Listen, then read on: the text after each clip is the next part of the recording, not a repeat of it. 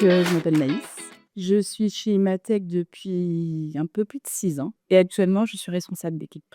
Basile Gérardin, donc responsable d'équipe sur le service, juridique au sein d'Imatech et arrivé depuis 2014.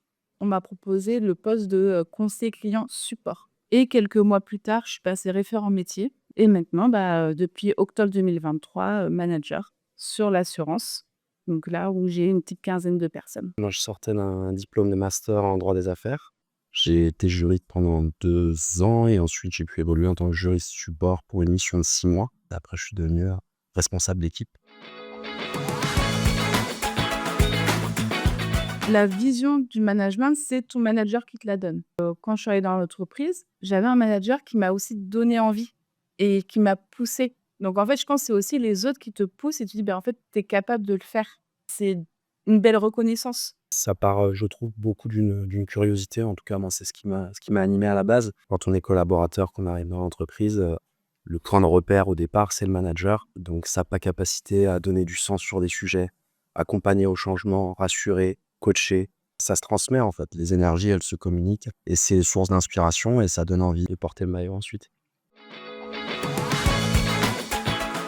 Ce programme-là permet d'être 50 manager, donc gérer une petite équipe de 10 personnes et 50 toujours, référent métier avec de la formation, du support, terrain et cetera.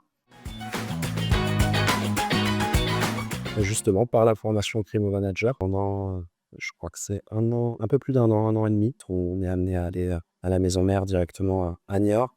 Donc de rencontrer, d'autres collègues aussi qui sont managers, qui peuvent être confrontés, aux mêmes réussites, aux mêmes difficultés, aux mêmes interrogations, aux mêmes doutes. Bah, elle m'encourage déjà parce qu'il y a de la croissance dans l'entreprise. On est passé de 350 à 700 collaborateurs. Donc forcément, ça crée des opportunités à saisir pour les collaborateurs. Oser y aller. Pas d'autocensure en fait. On a des capacités, parfois insoupçonnées et il faut en fait, se donner l'opportunité de.